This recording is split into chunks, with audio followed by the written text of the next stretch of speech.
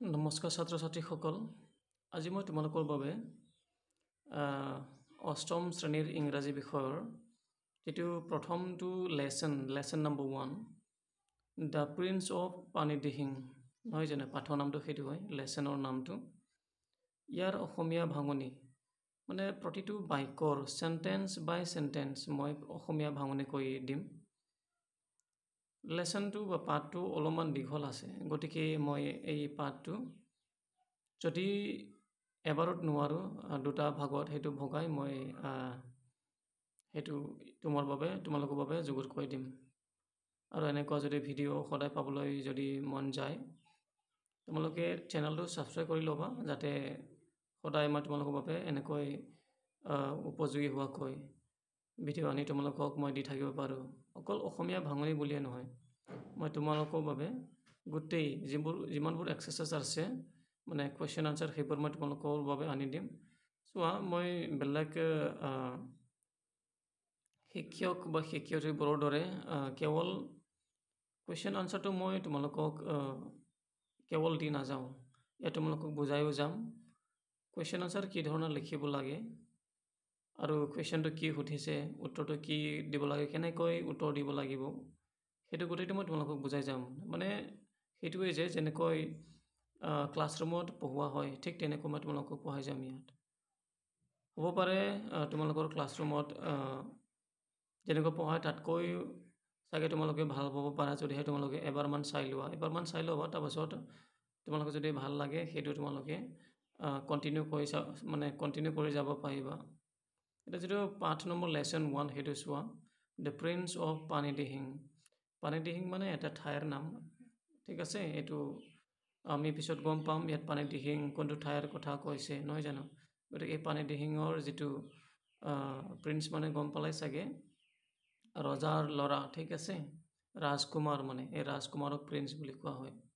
মানে আমি যদি শ্বৰ্টত কওঁ প্ৰিন্স অফ পানী দিহিং মানে পানী দিহিঙৰ ৰাজকুমাৰ, ঠিক আছে। পানী দিহিঙৰ ৰাজকুমাৰ বুলি কোৱা হৈছে।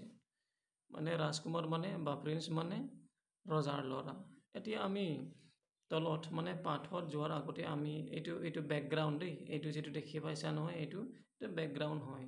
এই বেকগ্ৰাউণ্ডটো প্ৰথমতে আমি জানিব লাগিব, পঢ়িব লাগিব।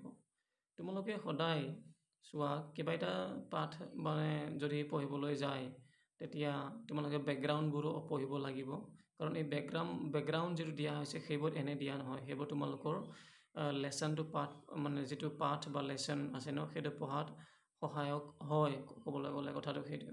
গতিকে চাওঁ ইয়াত কি লিখিছে, আমি অলপমান বুজিবলৈ চেষ্টা কৰোঁ। ইয়াত কৈছে ইউ অল ন', তোমালোক সকলোৱে জানাই, what happens, কি হয়, when it rains, যেতিয়া বৰষুণ হয়, বুজিছা নহয়। হেভিলি মানে যেতিয়া বৰষুণ হয়, ধাৰাসাৰ মানে যেতিয়া ধাৰাসাৰ বৰষুণ হয় বুলি কৈছে, ঠিক আছে। মানে ইয়াৰ পৰা ইয়ালৈকে একেটাই, when it rains heavily, যেতিয়া ধাৰাসাৰ বৰষুণ হয়, ডিউৰিং দ্য মনচুন ছিজন, এই মনচুন ছিজনৰ সময়ত, ঠিক আছে। মনচুন ছিজনটো তোমালোকে মনত ৰাখিবা যে সেইটো বৰষুণৰ সময়, এইটো ইংৰাজীৰ এটা ছিজনৰ নাম, ঋতুৰ নাম, ঠিক আছে। ইংৰাজীত মেইনলি থাকে 4টা ছিজন থাকে, সেইটো মই তোমালোকক জনাই দিম, ঠিক আছে। সেইটো so' during the monsoon season and floods come, আৰু যেতিয়া বানপানী আহে বুলি কৈছে। কথাটো বুজিলা নহয়, মই আকৌ কওঁ নেকি, ঠিক আছে। চোৱা, ইউ অল ন', তোমালোকে জানাই, what happens, কি হয়, when it rains heavily, যেতিয়া ধাৰাসাৰ বৰষুণ হয়, during the monsoon season and flood comes, monsoon season অহা মানে মনচুন ছিজনৰ সময়ত আৰু বানপানী অহা সময়ত, এইটো কথাটো কৈছে। মানে আমি যদি একেবাৰে যদি সেইটো বাক্যটো এটা বাক্যত যদি কওঁ, মনচুন ছিজনৰ সময়ত যেতিয়া ফ্লাড আহে মানে বানপানী আহে, তেতিয়া তোমালোকে জানাই, যেতিয়া বৰষুণ হেভিলি হয়, ধাৰাসাৰ বৰষুণ হয়, তেতিয়া কি হয়, এইটো কথাটো কৈছে মানে, ঠিক আছে। এতিয়া ইয়াত কৈছে ইন গ্ৰুপছ, মানে গ্ৰুপত আৰু দলত বুলি কৈছে, দল বান্ধিব লাগিব যেনিবা। In group note down 5 problems brought by the floods, note down 5 problems বুলি কৈছে, 5টা অসুবিধা লিখা। যিটো অসুবিধা ফ্লাড মানে বানপানীৰ দ্বাৰা অনা হয়। এই বানপানীৰ দ্বাৰা অনা যিটো 5টা অসুবিধা সেইটো লিখিবলৈ কৈছে দেই তোমালোকক। এণ্ড 5 থিংছ আৰু 5টা অসুবিধা আৰু বা বস্তু বুলি কৈছে। থিংছ মানে বস্তু হয় এনে সাধাৰণতে। We should do to save ourselves মানে 5টা এনেকুৱা তোমালোকে লিখিব লাগিব মানে কি ক'ম সেইটো মানে এটা উপায় আৰু যেনিবা 5টা উপায় লিখিব লাগে যি উপায়েৰে তোমালোকে নিজক ছেভ কৰা উচিত বা কৰিব পাৰা এই কথাটো ইয়াত কৈছে।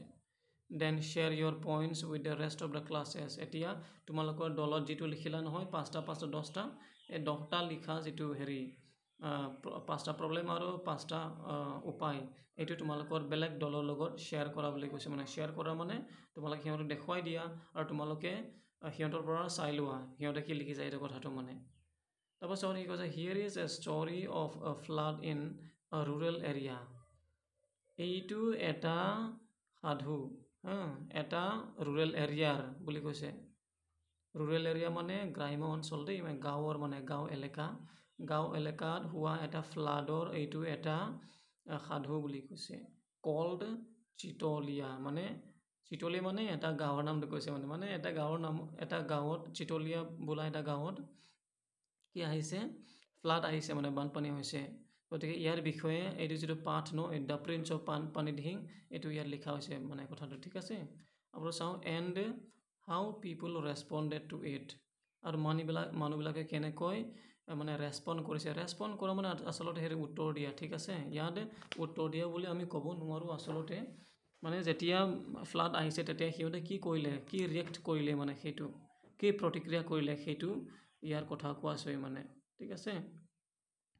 আফটাৰ ইউ ফিনিছ ৰিডিং যেতিয়া বুলি নহয় আচলতে আফটাৰ ইউ ফিনিছ ৰিডিং মানে তুমি পঢ়ি শেষ কৰাৰ পাছত মানে যেতিয়া তুমি পঢ়িবা ন সেইটো তাৰ পাছত দেই কম্পেয়াৰ ইয়'ৰ আনচাৰ্ছ তোমাৰ উত্তৰবোৰ তুলনা কৰিবা উইথ দ্য ষ্টৰি মানে ষ্টৰিৰ লগত বুলি কৈছে। মানে যিটো সাধু ইয়াত লিখা হৈছে ন ইয়াৰ লগত তুলনা কৰিবা বুলি কৈছে। তাৰপাছত কৈছে হাউ মেনি থিংছ ৱেৰ চিমিলাৰ কিমান আৰু তুমি যিটো লিখিছা সেইবোৰ আৰু যিটো কিতাপত লিখা আছে সেইবোৰ মানে উত্তৰবোৰ কিতাপত যি লিখিছে আৰু তুমি যি লিখিছে এইবোৰ কিমান মানে একে চিমিলাৰ মানে একে হোৱাটো কথাটো বুজায় দেই। চিমিলাৰ মানে সদৃশ মানে এক ছেম মানে একে হোৱাটো বুজায়। কিমানবোৰ একে সেইটো চাবা বুলি কৈছে মানে কথাটো। তলত যাওঁ এইটো ইয়াৰ পৰা আৰম্ভ হৈছে তোমালোকৰ যিটো পাঠ বহুত দীঘল আছে দেই। এতিয়া 7 মিনিট 8 মিনিট হ'লেই কিন্তু যদিহে বেছি দীঘল হয় তেতিয়াহ'লে মই এইটো দুভাগত কৰিবলৈ চেষ্টা কৰিম।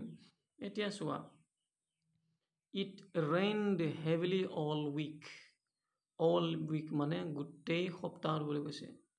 ইট ৰেইনড হেভিলি মানে ধাৰাসাৰ বৰষুণ দিছিলে বুলি কৈছে। চোৱা বৰষুণ দিয়াৰ কথা যদি আমি কওঁ ইটৰ পৰা আৰম্ভ হয় সদায় মনত ৰাখিবা।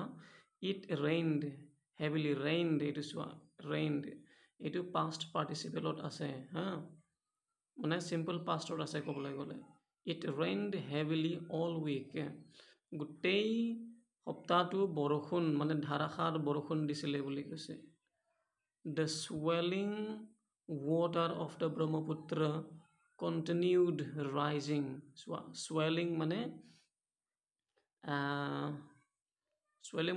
দেই চোৱা ইয়াৰ প্ৰতি শব্দটো মই ক'ব পৰা নাই কিন্তু বুজাই দিছোঁ। এই swelling মানে ধৰি লোৱা তোমাক কোনোবা বহুত জোৰকৈ পিটিলে আঘাত দিলে তোমাৰ গাত তেতিয়া কেনেকুৱা হয় তোমাৰ গাটো অলপ ওপৰ উঠি আহে তোমাৰ এই য'ত নেকি তোমাক আঘাত দিছে এই আঘাত দিয়া যিটো খণ্ড যিটো এই গাৰ পৰা কি হয় অলপমান হ'লেও উঠি আহে এই গাটো মাংসটো এইটো swelling বুলি কোৱা হয়। তাৰমানে আমি ইয়াত ঢৌ বুলিও ক'ব পাৰিম ঠিক আছে। The swelling water of Brahmaputra মানে ব্ৰহ্মপুত্ৰৰ যিটো ঢৌ এই ঢৌটো মানে কণ্টিনিউৱাছলি মানে ঠিক আছে লাগাতাৰ মানে সেইটো ৰাইজিং হৈ আহিছে বুলি কৈছে। ৰাইজিং মানে উঠি আহিছে বুলি কৈছে মানে উঠিয়ে আছে আৰু কাৰণ বৰষুণটো ধাৰাসাৰ দিছে বুলি কৈছে নহয় জানো। এইটো চোৱা আগতে প্ৰথমতে আমি পালোঁ এইটো চোৱা প্ৰথম ৰেইন হেভিলি সেইকাৰণে কৈছে মানে the swelling water of the Brahmaputra continued rising আৰু যিটো মই প্ৰনাউন্স কৰিছোঁ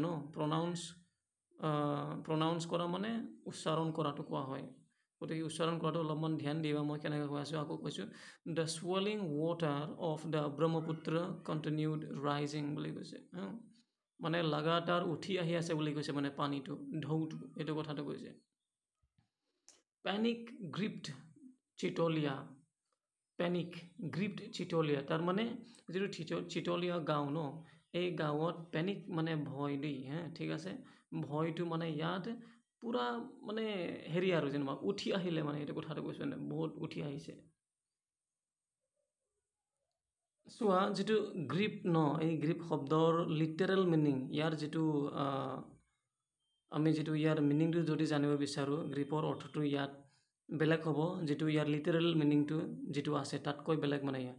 চ' গ্ৰীপ মানে এনেই তোমালোকক জনাই দিলোঁ, গ্ৰীপ মানে হ'ল ধৰা দেই, মানে খামুচ মাৰি ধৰাটো বুলি কোৱা হয়।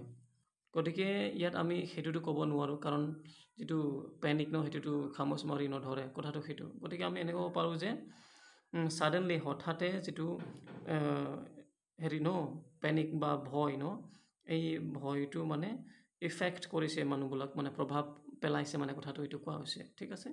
তাৰপাছত কওঁ, ইটছ নেইবাৰিং ভিলেজেছ বুলি কৈছে। চিটলীয়া and it's neighbouring village, it's মানে ইয়াৰ, চাবা ITS মানে ইয়াৰ বুলি কোৱা হৈছে, কিন্তু IT'S যদি হয়, এইটো ইটছ আৰু সেইটো ইটছ, এইটো ইটছ আৰু সেইটো ইটছ অলপ বেলেগ হয়। এই ইটছৰ অৰ্থটো হ'ল ইয়াৰ, ঠিক আছে। ইয়াৰ বুলি কয়, মানে ইয়াৰ বা তাৰ বুলি কওঁ যে, এই ইয়াৰটো মানে ইটছ। আৰু এইটো ইটছ মানে এইটো ইট ইজ শব্দৰ এইটো কণ্ট্ৰাক্টেড ফৰ্ম, মানে চুটিকৈ লিখা ফৰ্ম হয়। ইট ইজ এ ফ্লাৱাৰ বুলি কয় যে, সেইটো মানে কথাটো মনত ৰাখিবা। ইট ইজ বা ইটছ মানে এইটো বুলি কোৱা হৈছে, এইটো, কিন্তু ইয়াত ইটছ মানে ইয়াৰ বুলি বুজোৱা হয়। এতিয়া আকৌ কৈছোঁ, panic গ্ৰিপ্ড চিটলীয়া and it's neighbouring villages. যিটো পেনিক মানে ভয়ৰ কথা কোৱা হয়, ঠিক আছে।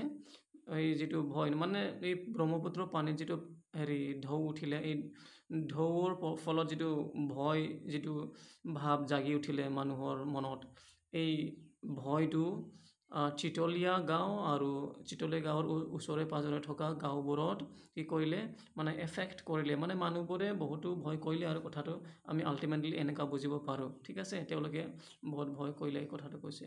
এতিয়া খগেনছ অউন ভিলেজ, খগেনছ মানে চোৱা, এইটো দেখিছা না, খগেন আৰু এইটো এপষ্ট্ৰফি আছে, যিটো মই দেখুৱাই দিছোঁ ন, এইটো পইণ্ট আউট কৰি, সেইটো এপষ্ট্ৰফি বুলি কোৱা হয় দেই, এপষ্ট্ৰফি। এই এপষ্ট্ৰফিটো আমি এনেকৈ লিখোঁ, যেতিয়া আমি বুজাবলৈ হেৰি মানে বুজাবলৈ চেষ্টা কৰোঁ, যেনেকৈ খগেনছ মানে খগেনৰ, নগেনছ মানে নগেনৰ, কিন্তু এপষ্ট্ৰফি দিব লাগিব, ঠিক আছে। এপষ্ট্ৰফি লগাব লাগিব, কথাটো সেইটো। তেতিয়া ৰমেন্স মানে ৰমেনৰ, ঠিক আছে, এনেকুৱা মানে কথাটো। গতিকে খগেনছ অউন, খগেনৰ নিজৰ ভিলেজ, খগেনৰ নিজৰ ভিলেজ বৰগাঁও, মানে এতিয়া আমি ইয়াৰ পৰা গম পালোঁ খগেনৰ গাঁওটো কি, Borgaon, was not far from here বুলি কৈছে। খগেনৰ যিটো গাঁও ন, নিজৰ গাঁওটো, এই যিটো চিটলীয়া গাঁও, এই চিটলীয়া গাঁৱৰ পৰা বেছি দূৰ নহয় বুলি কৈছে। বৰগাঁও ৱাজ নট ফাৰ, ফাৰ মানে দূৰ, নট বুলি কৈছে নহয়, নহয় বুলি কৈছে, ফাৰ নহয়, মানে দূৰ নহয় বুলি কৈছে। বৰগাঁওটো এই চিটলীয়াৰ পৰা বেছি দূৰ নহয় বুলি কৈছে, মানে কথাটো বলা নহয়, বুজিলা কথাটো। এতিয়া আমি আকৌ বুজিবলৈ চেষ্টা কৰোঁ। ইয়াত কি কৈছে, ডেট মৰ্ণিং, সেইদিনা ৰাতিপুৱা বুলি কৈছে। ডেট মৰ্ণিং মানে সেইদিনা, দিছ মানে এইদিনা, ডেট মানে সেইদিনা, ঠিক আছে, বা ডেট মানে সেই, দিছ মানে এই, এইটো মনত ৰাখিবা কথাটো।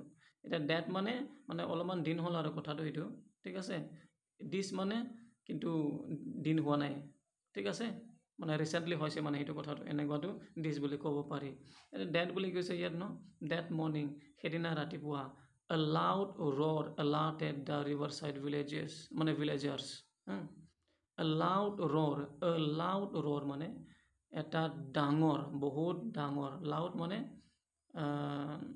ডাঙৰটো, মানে আমি যিটো ডাঙৰ মাত দিওঁ ন, সেইটো লাউড বুলি কয়। ৰ'ৰ মানে গৰ্জন বুলি ক'ব পাৰোঁ আমি।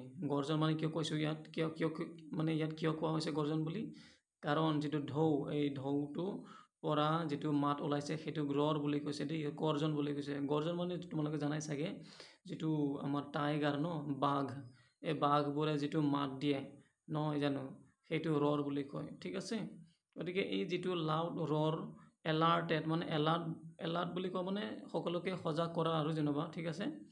মানে এই লাউড ৰ'ৰে সকলোকে সজাগ কৰালে বুলি কৈছে।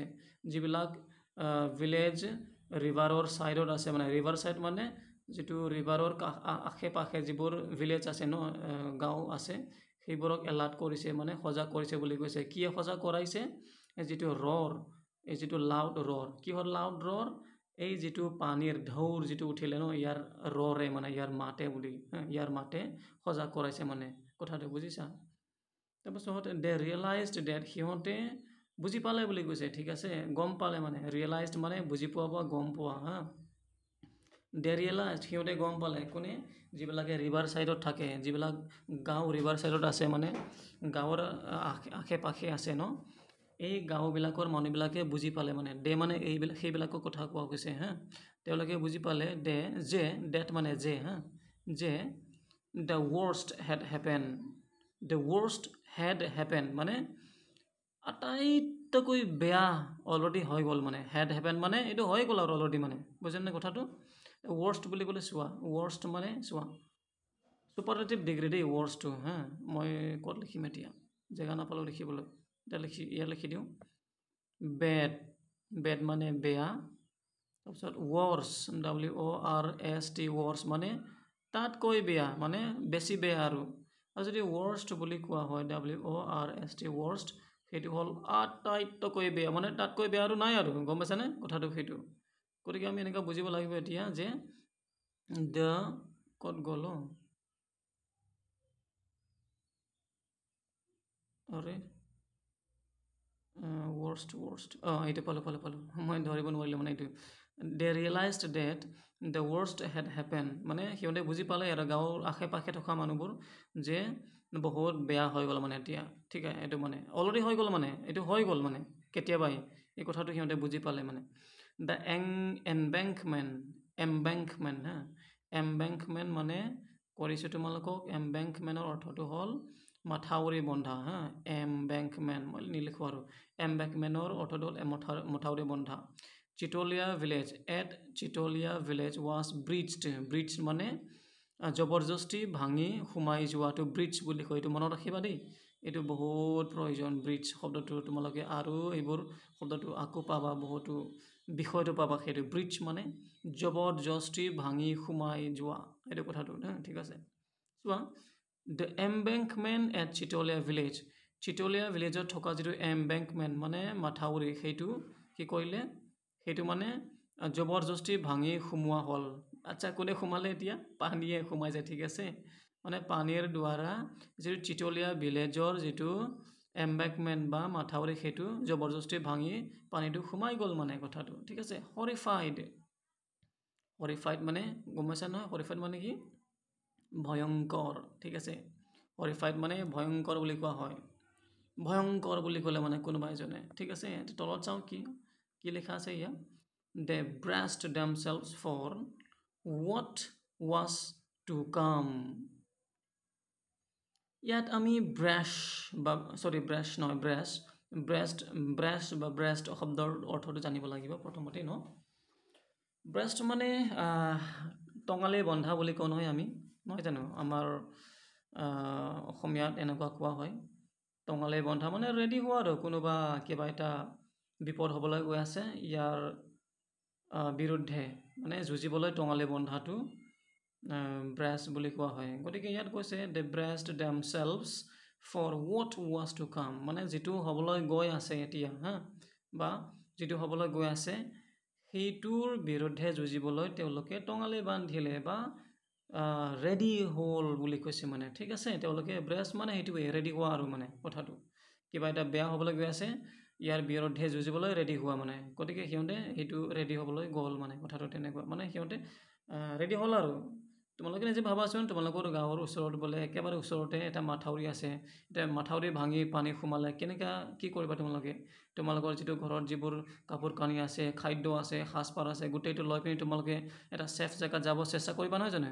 সেইটো মানে সিহঁতে কৰিলে আৰু তেনেকুৱা যেনেকুৱা এই কথাটো ইয়াত মানে বুজাই দিয়া হৈছে মানে এই বাক্যৰ দ্বাৰা, এই চেণ্টেন্সৰ দ্বাৰা। তাৰপাছত তলত আমি অলপমান গুচি যাওঁ ন, ঠিক আছে? ইছ লাইট হৈছে, দীঘল আছে বহুত, অলৰেডি 20 মিনিট হ'ল। আচ্ছা যিকি নহওক, চাওঁচোন আৰু 10 মিনিটমান কিমান পাৰোঁ। ইন মমেণ্টছ মানে সময়ত, মানে অলপমান সময়ত আৰু যেনিবা এইটো কথা কোৱা হৈছে। In moments huge waves of water broke in to the village. এয়া মাথাউৰি ভাঙিলে যেতিয়া সোমাবই গাঁৱতো, মাথাউৰিহে ৰখাই আছিলে নহয় জানো পানীটো। হিউজ ৱেভ, হিউজ মানে প্ৰকাণ্ড দেই, বহুত ডাঙৰটো হিউজ বুলি কোৱা হয়। বহুত ডাঙৰ ৱেভ, ৱেভ মানে ঢৌ, ৱেভছ অফ ৱাটাৰ মানে পানীৰ যিটো ঢৌ, বহুত ডাঙৰ ঢৌৱে কি ক'লে ব্ৰক ইনটু মানে কিবা এটা ভাঙি সোমাই অহাটো কয়, ঠিক আছে? মানে এই যিটো মাথাউৰি ন, মাথাউৰিটো ভাঙি এই ভিলেজবোৰলৈ সোমাই আহিলে মানে কথাটো যে huge waves of water broke into the villages মানে গাঁওবোৰলৈ সোমাই আহিলে মানে এই মাথাউৰিটো ভাঙি, এইটো কথাটো কৈছে। দ্য ৱাটাৰ ৰল্ড অভাৰ চাম অফ দ্য হাউচ টপছ। এইটো চোৱা, বা ইমান ডাঙৰ, আচৰিত ন? দ্য ৱাটাৰ পানীটো যে, এই যিটো বৰষুণৰ পানী মানে নদীৰ পানী আৰু এই নদীৰ পানীটো ৰল্ড অভাৰ বুলি কৈছে, মানে ওপৰত উঠিছে। ৰল অভাৰ চাম of the top houses top মানে ঘৰৰ যিটো মুধচ ন, মুধচলৈকে গৈ পালে বুলি কৈছে। তাৰমানে ভাবি চোৱা কিমান ডাঙৰ ঢৌ আহিছে, কিমান ডাঙৰ বানপানী হৈছে। দি এয়াৰ, চোৱা ইয়াত কিছুমান দা কয়, কিছুমান দি কয়, এইটো তোমালোকে কনফিউজ নহ'বা। এইটো আচ্ছা মই জনাই দিওঁ আৰু তোমালোকক দা কেতিয়া হয়, দি কেতিয়া হয়। চোৱা তোমালোকে ভাৱেল শব্দৰ কথাটো গম পাইছে চাগে। ভাৱেল কেইটা থাকে জানা নহয়? কেইটা থাকে ভাৱেল? 5টা ন? এ, ই, আই, অ, ইউ ন? এই কোনোবা শব্দৰ প্ৰথম আখৰটো যদিহে ভাৱেল হয়, মনত ৰাখিবা দেই। কোনোবা শব্দৰ প্ৰথম আখৰটো যদিহে ভাৱেল হয় আৰু এই শব্দৰ আগত যদিহে THE আছে, তেতিয়াহ'লে আমি এই THEটো কি বুলি ক'ম? ডি।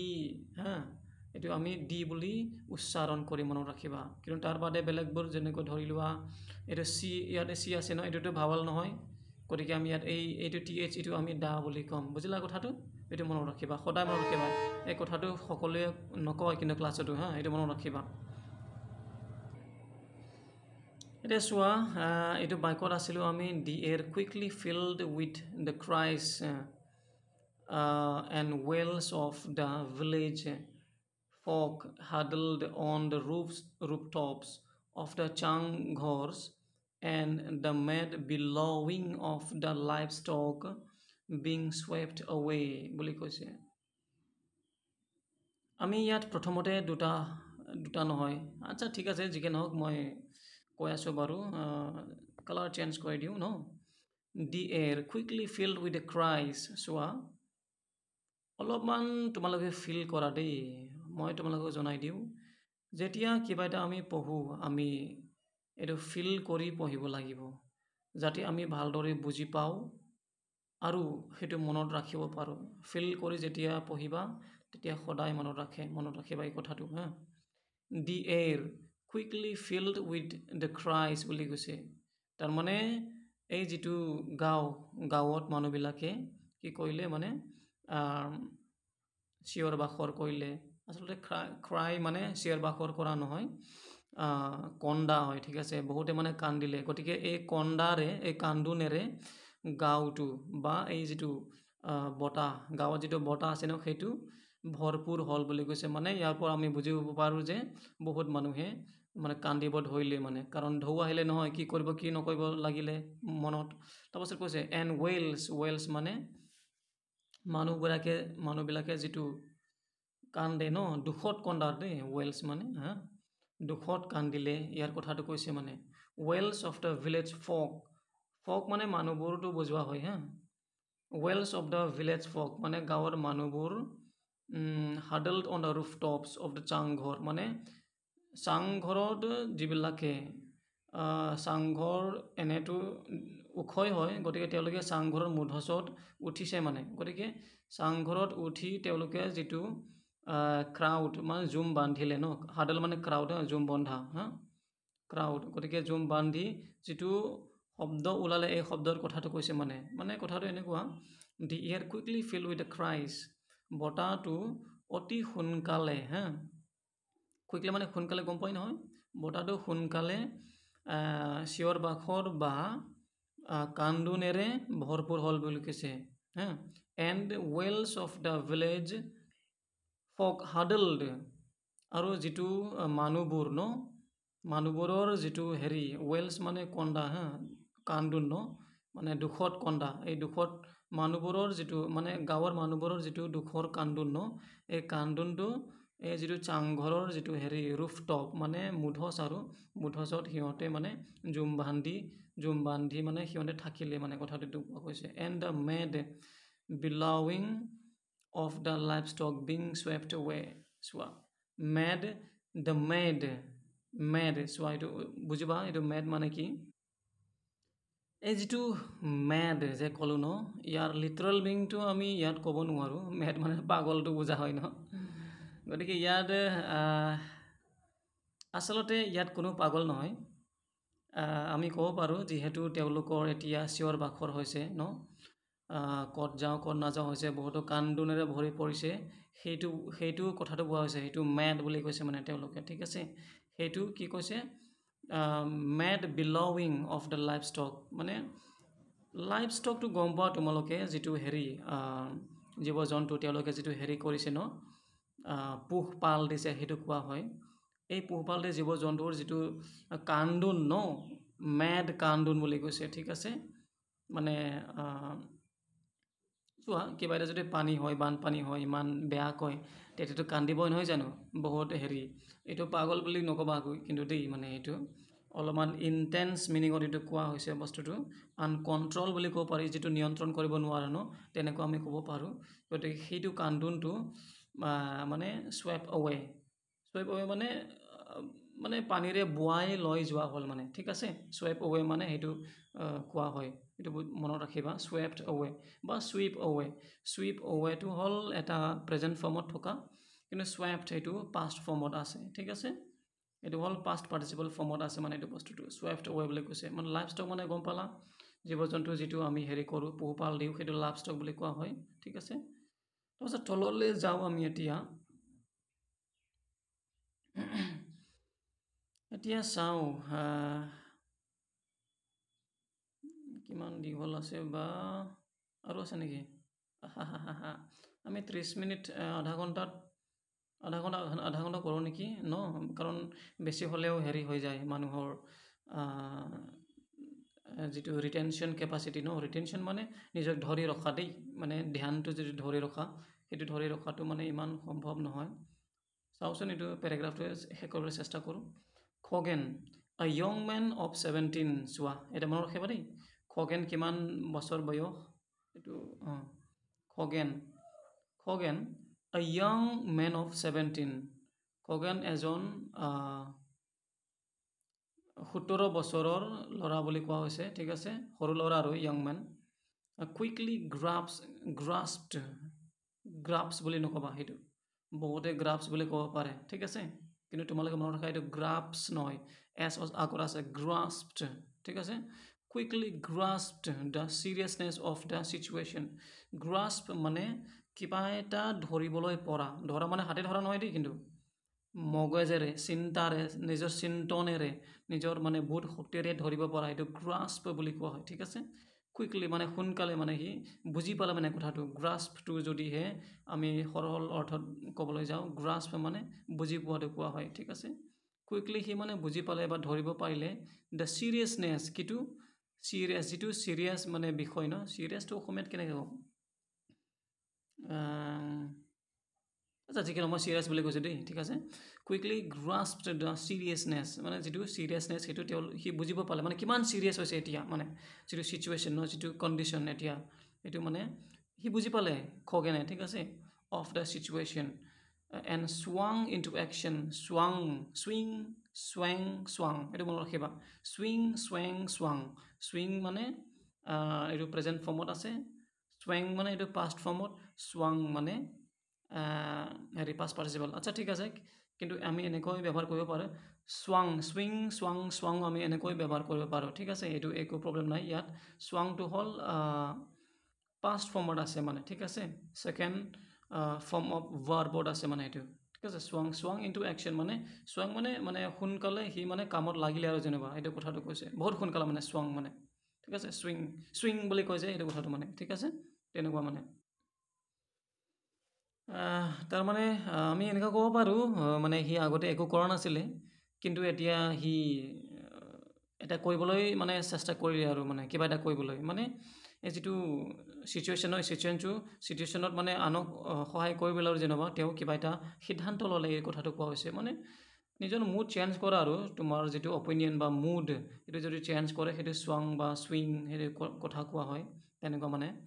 তাৰপাছত অলপমান আগুৱাই যাওঁ ন, কি কৈছে ইয়াত, দ্য ভিলেজ ফক, গাঁৱৰ মানুহবোৰ দেই, গাঁৱৰ মানুহ, ফক মানে মানুহবোৰক কোৱা হয়।